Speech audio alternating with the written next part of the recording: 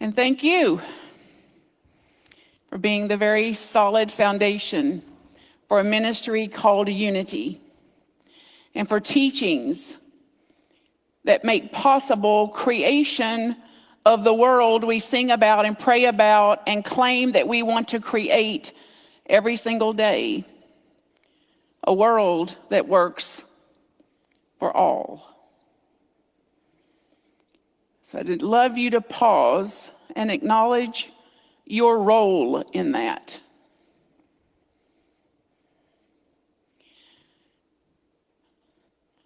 The reality that you are a creation.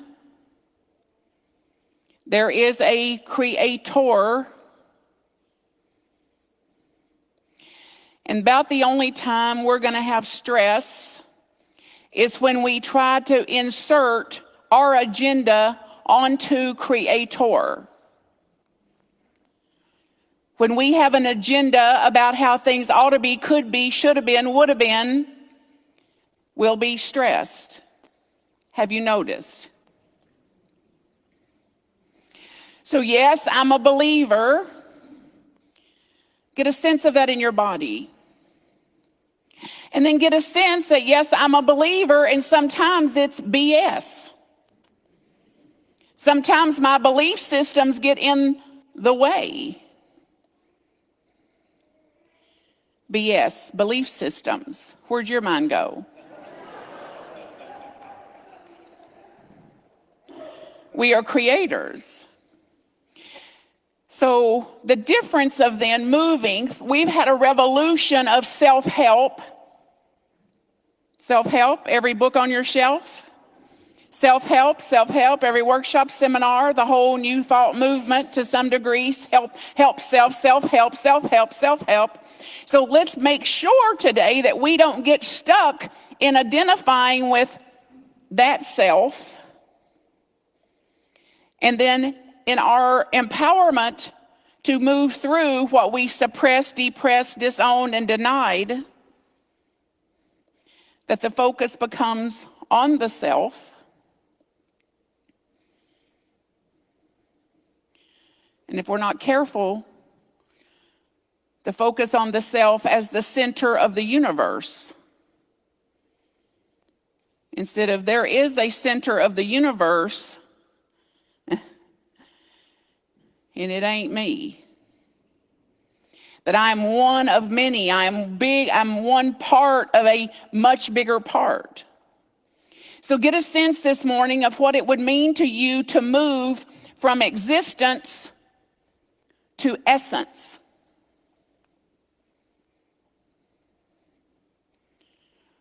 And out of I want, I need, he should, he shouldn't, she shouldn't have, she shouldn't have, they better never, I don't want that again, I do want that again.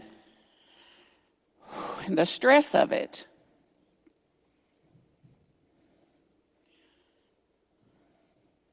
To what can I do in the situation I'm in? What would a sane, sensible, sober response to what's in front of me be like right now? Which holds all the power of the universe. All the power in the universe in that kind of discernment, that kind of pause, that kind of presence, and that kind of potential. So my mission, as far as I know, what Creator is doing with me is to get empowered teachings to the whole of the universe, to serve those who serve. This is what excites me. This is my passion. This is my devotion. This is how I inform my day. This is how my actions are governed. Whatever's going to move me toward serving those who serve and getting empowered teachings to the whole of the world. So I have given permission for anything that comes through me to be recorded and given away for free. At no charge, at no cost, at no enrollment. So there's a YouTube channel with Martha Creek's name on it for this purpose. Books. This is a compilation of work I've been doing over 20 years that's now in print. I've also read it out loud, and it's free for people who can't read or don't have the means to get a book in their hand. And I've brought this book here today to give you as a gift. So there's one waiting for you out there. And if you want my name in it, I'll be out there to put my name in it and confer another blessing onto you, that you have the consciousness to continue to grow yourself, to contribute to our evolutionary process and consciousness, a mystical consciousness that can shift from existence and what I want and what I need and what should be and what shouldn't be to there's a creator of all that is. And I'm aligning with that expression of creation as it is, changing what I can, accepting what I cannot, and ever, always awakening to the wisdom to know the difference of what I can change and what I cannot. So if you want the book, it'll be out there. If you don't want the book, don't take one. If you take it and it's not for you, please don't stick it on a shelf or put it in a drawer. Get it to the Goodwill. Get it to a doctor's office. Give it to somebody you don't like. Get even with them if you don't like it. Keep it moving on. Drive through a neighborhood and sling it out in a yard. Do anything you can to keep these teachings moving. And I've done this about 1,000 times now so far, 1,000 of these made for this, serving those who serve in ministries like this. And I often hear, I couldn't take the book, I couldn't receive the book without giving something. I understand that too. So there'll be a basket. And if that is your consciousness and you want to do it, put something in the basket. And then I'll take that money, go buy more books, take them to the next place, and give them away again. So you'll be a co-inspirator for getting empowered teachings to the whole of the planet in your actions today to do this. And those of you listening online, MarthaCreek@gmail is the way to contact me, and you can have a book too. So here are some chapters in the book. So maybe look at somebody sitting by you and tell them, hey, I'm glad you're here today. I'm glad you're here today. Hey, I'm glad you're here today.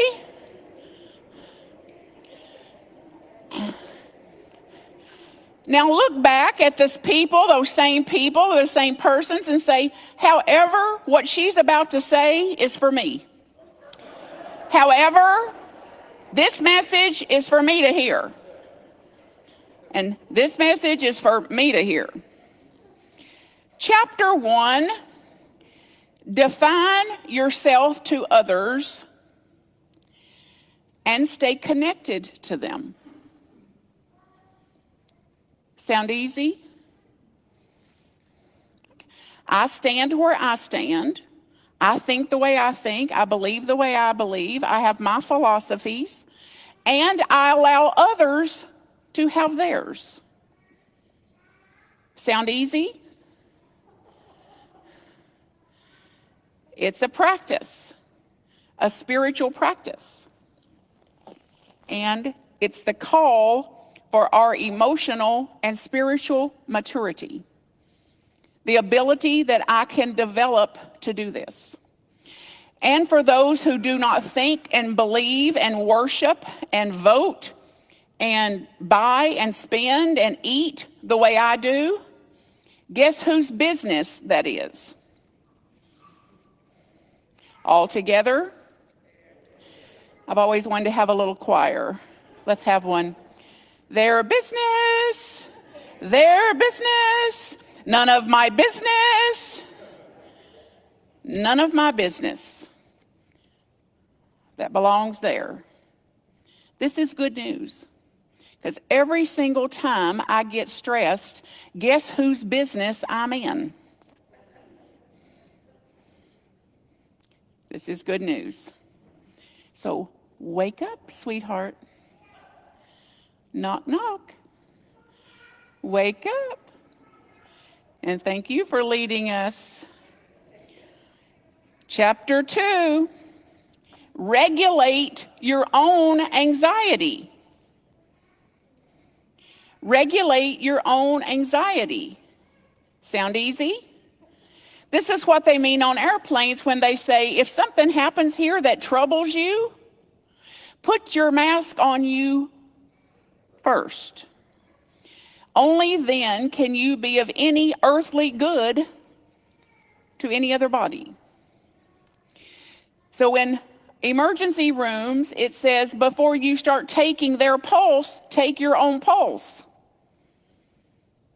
Regulate your own pulse first. How will you do that? So call to mind something right now that may have you a little worried, a little jacked up, a little distracted, or a lot distracted, a little PO'd, just a hair righteous, indignant. Guess how I know? Loco. So call to mind that situation, that person, that personality. Call to mind who's the matter with you. And notice the effects on your body. Notice the effects at just the image of that.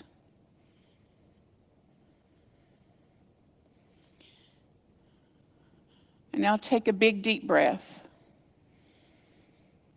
and exhale. And 2 more big breaths and exhale.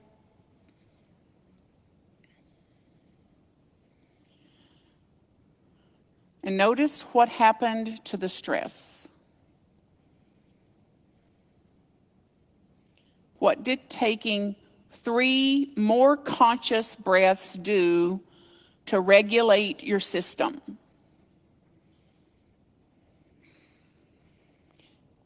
We've been taught this. We've been told this. Every sage and seer since the beginning of creation has said, conscious breath. Be conscious of breath, of breathing, of being breathed to regulate our nervous system so that we're not coming from the reptilian part of our brain, that we're not stuck in that.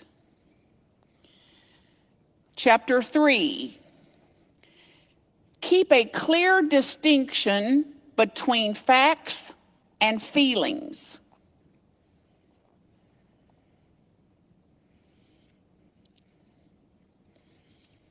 The facts of the matter compared and versus the feelings about the matter. So imagine you said, hey, Martha, will you join me for lunch today? And Martha says, thank you for the invitation, and I'm not available for lunch today. What are the facts of the matter? Person A invited person B to lunch. Person B thanked them and said, no, can't, not available, period. But what will the mind interpret about that? Well, don't she think she's all that? I saw that look. I heard that tone. I'm not good enough for her. I knew this about her. Who invited her over here to begin with? I hope they don't have her on the books the rest of the year. I don't want the likes of her around me. What's wrong with me? I shouldn't have asked. I should have known. So hi-ho, off to hell we go.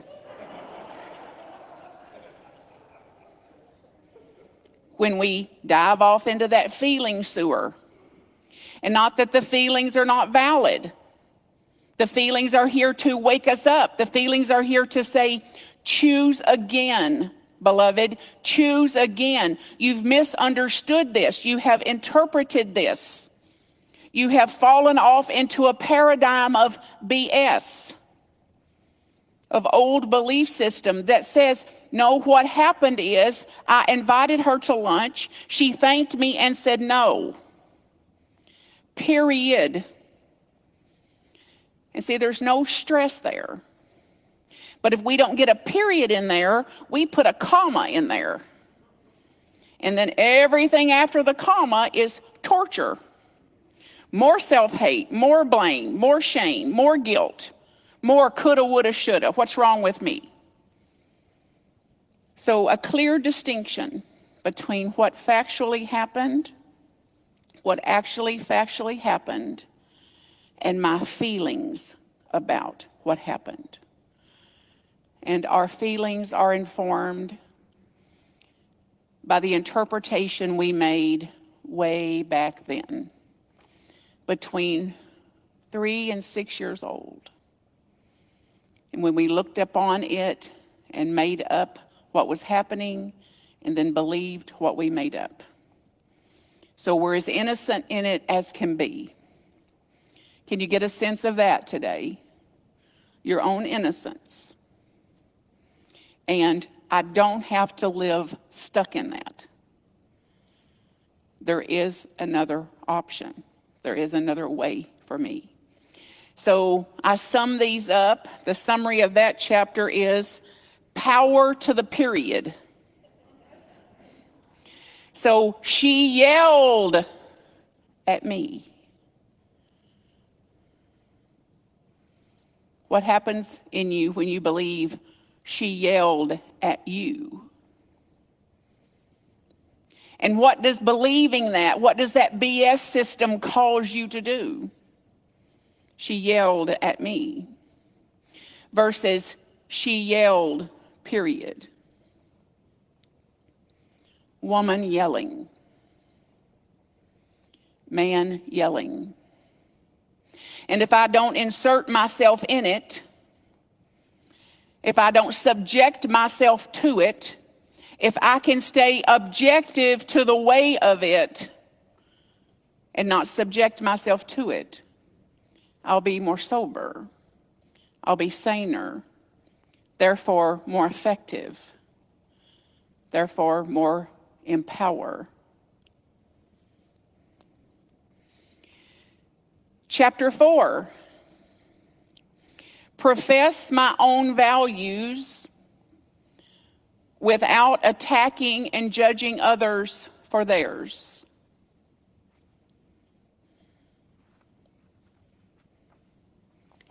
Oh, the allure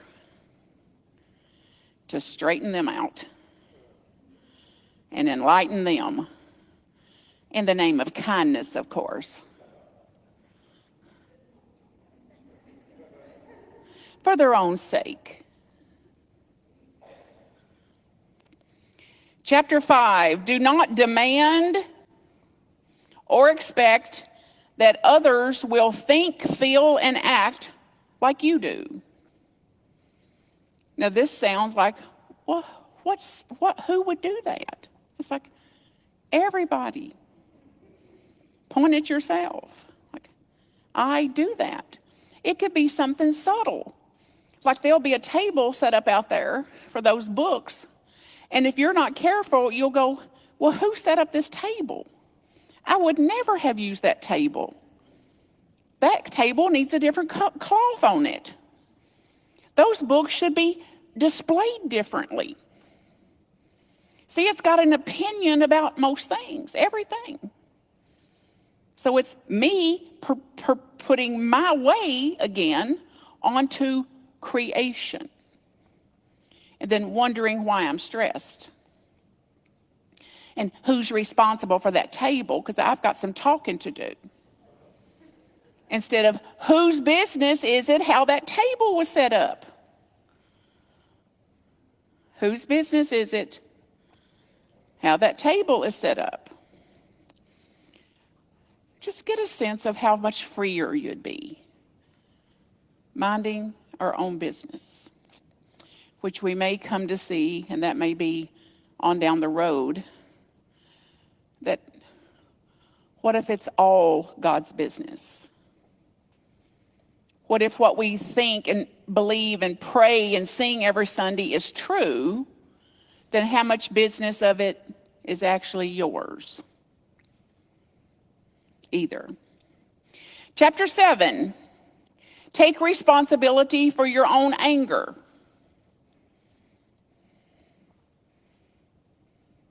Or sadness, or despair, or loneliness. One of my minister friends says she's called me one day and said, I'm so lonely. And she swears that I said, I don't want to hear it.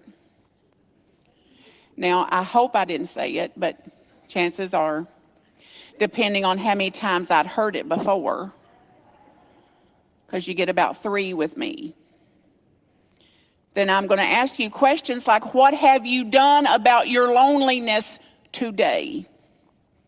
What did you do today that moved you in a direction of less loneliness? So I'll be with you in your loneliness. You're innocent in it. It's part of our humanness. It's a part of our humanity. And then part of our humanity also is to innovate, to create, to cause, and to say, oh, I've got another option here. So what have you done about your loneliness today? And then she says, well, is it too hard for somebody to call me and ask me out? To ask me for a meal? To ask me to come over? I said, yes. Who have you called and asked over? Who have you invited in? This was not what she wanted to hear that day. So whatever it is I'm seeking is for me to give, for me to offer as I'm able to. And then she dramatizes it later by saying, she told me there's 8 billion people on the planet, call somebody. Have you got a phone book? Get it out, dust it off, and just randomly put your finger on some number and call them up. So it doesn't have to be that extreme, but what can we do that would move us in the direction of our own goals, which, if I'm not mistaken, is chapter 8. Live by your own goals. Make choices that move you in the direction of your own goals. So part of my moving out of existence to essence includes not only looking at all the feelings I have depressed, suppressed, and disowned since back there, but looking at what I disown about what's going on in the world. How I want to suppress that and depress that and disown that and pretend that. Instead of, wait, what could I do about some of that? So I can't do all of that, what the world needs, but I can do some of that. So I can't do all the world needs, but the world needs all I can do. All I can do. So for example, my little dear heart, 8-year-old teacher said, I don't feel right sometimes taking snacks to school because not every kid there has a snack. This is not a third world country. This is up the road from here. And I said, then we can do something about that. What could we do about that? And sharing the snacks we have. Mother Teresa said, you all refer to us and the extreme poverty we're in here in India. We're not in poverty. You're in poverty because we would have a stalk of bananas and cut them in half to make sure twice as many people got a banana or a potato, and you've got stalks of bananas that you're throwing out, not even aware. So there's a difference in poverty. So we shop now. We have our money, we divide it up into three, her, she, and me, with money to spend, money to save, and money to give. So we go into our giving section and took out money and ordered snacks to be delivered to that school. So all the teachers in that school, 41 of them, could have a box of snacks in their room. So if a child showed up there that wanted a snack, they'd have one. And then when I'm there, I load up that big old car of mine, full as I can get it, and drive it over there. And they take it in the lobby, and the teachers come out there and get it to put it in their rooms. And most of them still can't believe it. Are they just free? You just give these away? Yes. And then some are like, well, we could do with some beef jerky if you don't mind. Like, in come the request. And then I got to stop in there and read them a story one day. And here they all come.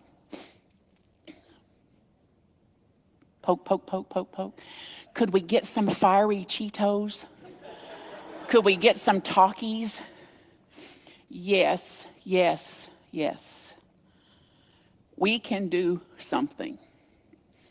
Just like the lyrics of the music. What I believe in, what are my convictions in, and how am I going to go forward with this? So you got a glimpse of 8 of 20 some chapters. And each chapter is its own powerful spiritual practice. Not to be theoretically understood, but to be embodied and then lived from. So as we close today, we know that this is not a closing, but a beginning. Like today, this morning, is an actual born-again experience. I am more awake as I go through those doors. I'm more aligned. I'm more atoned. I'm more conscious. I'm more evolved. I'm more mature. I'm more into what I actually believe and informing my actions to follow what I believe for discernment. And to continue to stop myself as I'm able when I catch myself out of my own business and imposing my agenda onto creation instead of joining the celebration of creation. Returning to the garden, returning home to what created me, to be still enough to know, and to practice. And practice makes progress.